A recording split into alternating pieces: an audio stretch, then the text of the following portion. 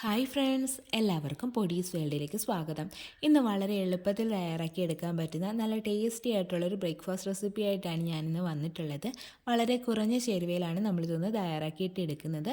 മാത്രവുമല്ല, കറികൾ പോലും ആവശ്യമില്ലാത്തൊരു റെസിപ്പിയാണ് കേട്ടോ ഇത്. അപ്പോൾ വീഡിയോ കണ്ടുകൊണ്ടിരിക്കുമ്പം ഇഷ്ടമാവുകയാണെന്നുണ്ടെങ്കിൽ മറക്കാതെ ഒന്ന് ലൈക്കും കൂടി ചെയ്തേക്കണേ.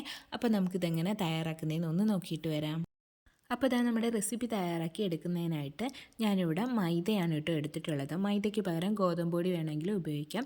മൈദയാകുമ്പോൾ കുറച്ചുകൂടി ഒരു ടേസ്റ്റ് കൂടുതലായിരിക്കും, പക്ഷേ ഗോതമ്പ് പൊടിയാകുമ്പോൾ ഹെൽത്തി ആയിരിക്കും കേട്ടോ. ഞാനിവിടെ 1 കപ്പ് അളവിലാണ് മൈദ എടുത്തിട്ടുള്ളത്. അടുത്തതായിട്ട് നമുക്കൊരു മിക്സിയുടെ ജാറിലേക്ക് 1 കപ്പ് അളവിൽ വെള്ളം ഒഴിച്ചു കൊടുക്കാം. ശേഷം നമുക്കിതിലേക്ക് നമ്മൾ എടുത്തു വെച്ചിട്ടുണ്ടായിരുന്ന മൈദ കൂടി ചേർത്ത് കൊടുക്കാം. പിന്നീട് ഞാനിതിലേക്ക് ആവശ്യമായിട്ടുള്ള ഉപ്പ് കൂടി ചേർത്ത് കൊടുക്കുകയാണ്. അടുത്തതായിട്ട് നമുക്കിതിലേക്ക് പഞ്ചസാര കൂടി ചേർത്ത് കൊടുക്കാം. ഞാനിവിടെ 2 ടീസ്പൂൺ അളവിലാണ് പഞ്ചസാര ചേർത്ത് കൊടുക്കുന്നത് കേട്ടോ. പിന്നീട് ഞാനിതിലേക്ക് ഒരു 2 നുള്ള അളവിൽ മഞ്ഞൾപ്പൊടി കൂടി ചേർത്ത് കൊടുക്കുന്നുണ്ട്. ചെറിയൊരു കളറിന് വേണ്ടിയിട്ടാണ് മഞ്ഞൾപ്പൊടി ചേർത്ത് കൊടുക്കുന്നത്. ഇഷ്ടമുണ്ടെങ്കിൽ മാത്രം ചേർത്ത് കൊടുത്താൽ മതിയാവും കേട്ടോ. പിന്നീട് ഞാനിതിലേക്ക് കുറച്ച് ജീരകത്തിൻ്റെ പൊടി കൂടി ചേർത്ത് കൊടുക്കുകയാണ്. ചെറിയ ജീരകത്തിൻ്റെ പൊടിയാണ് കേട്ടോ ചേർത്ത് കൊടുക്കുന്നത്. ഇത് താല്പര്യം ഉണ്ടെങ്കിൽ മാത്രം ചേർത്ത് കൊടുക്കുക, അല്ലാന്നുണ്ടെങ്കിൽ ഏലക്കാപ്പൊടി ചേർത്ത് കൊടുക്കുക കേട്ടോ. ജീരകത്തിൻ്റെ ആ ഒരു സ്മെല്ല് ഇഷ്ടമല്ലാന്നുണ്ടെങ്കിൽ ഏലക്കാപ്പൊടി വേണമെങ്കിലും ചേർത്ത് കൊടുക്കാം. അതിനുശേഷം ഒരു സ്പൂൺ ഉപയോഗിച്ചിട്ട് നന്നായിട്ടൊന്ന് മിക്സ് ചെയ്തിട്ട് എടുക്കാം. ശേഷം നമുക്കിത് നന്നായിട്ടൊന്ന് അടിച്ചെടുത്തിട്ട് വരാം കേട്ടോ. അപ്പോൾ അത് ആദ്യം ഞാനൊന്ന് അരച്ചെടുത്തിട്ട് കൊണ്ടുവന്നിട്ടുണ്ട്. ഇനി നമുക്കിതിലേക്ക് 2 മുട്ട കൂടി ചേർത്ത് കൊടുക്കാം കേട്ടോ. ആ മുട്ട കൂടി ചേർത്ത് കൊടുത്തതിന് ശേഷം നമുക്ക് ഒന്നുകൂടി ഒന്ന് അടിച്ചെടുത്തിട്ട് വരാം. ഒരുപാടിട്ടങ്ങ് അടിച്ച് പതപ്പിച്ചെടുക്കരുത് കേട്ടോ, ജസ്റ്റ് ഒന്ന് അടിച്ചാൽ മാത്രം മതിയാവും. അതിനുശേഷം നമുക്കിതിലേക്ക് 1 ടീസ്പൂൺ അളവിൽ ഓയിൽ കൂടി ചേർത്ത് കൊടുക്കാം. എന്നിട്ട് ഒന്നുകൂടി ഒന്ന് അടിച്ചെടുക്കാം കേട്ടോ. അപ്പോൾ ഇതാ നമ്മുടെ ബാറ്റർ ഇവിടെ റെഡി ആയിട്ടുണ്ട്. ഇനി നമുക്കിതൊരു പാത്രത്തിലേക്ക് അങ്ങ് ഒഴിച്ച് വെക്കാം. അപ്പോൾ ഇതാ കണ്ടില്ലേ, ഈ ഒരു കൺസിസ്റ്റൻസിയിലാണ് നമ്മുടെ മാവ് ഇരിക്കേണ്ടുള്ളത് കേട്ടോ.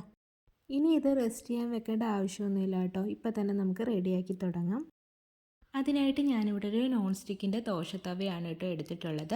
തവ ഒരു മീഡിയം ചൂടായി വരുമ്പോഴേക്കും നമുക്കിതിലേക്ക് ഒരു തവി മാവൊന്ന് ഒഴിച്ചു കൊടുക്കാം. എന്നിട്ടൊന്ന് പരത്തി കൊടുക്കാം. നല്ല നൈസാക്കി പരത്തേണ്ട ആവശ്യമില്ല കേട്ടോ, കുറച്ചൊരു കട്ടിക്ക് ഒന്ന് പരത്തി കൊടുക്കുക. കുറച്ച് കഴിയുമ്പോഴേക്കും ആ മുകൾ ഭാഗത്തെ വെള്ളമൊക്കെ ഒന്ന് മാറിയിട്ട് അതൊന്ന് ഡ്രൈ ആയിട്ട് വരും.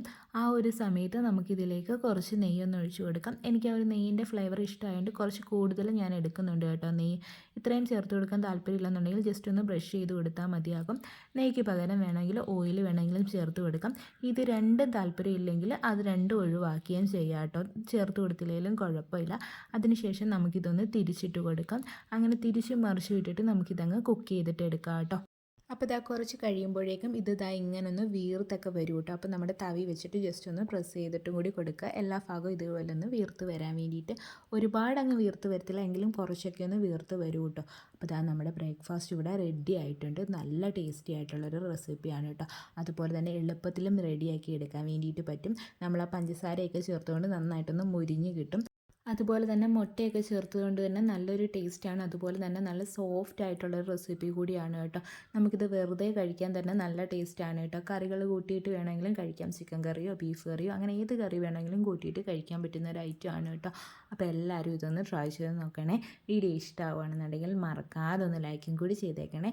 അതുപോലെ തന്നെ ആദ്യമായിട്ട് ചാനൽ കാണുന്ന കൂട്ടുകാരൊക്കെ ഉണ്ടെങ്കിൽ പ്ലീസ് ഒന്ന് സബ്സ്ക്രൈബ് ചെയ്ത് സപ്പോർട്ടും കൂടി ചെയ്യണേ.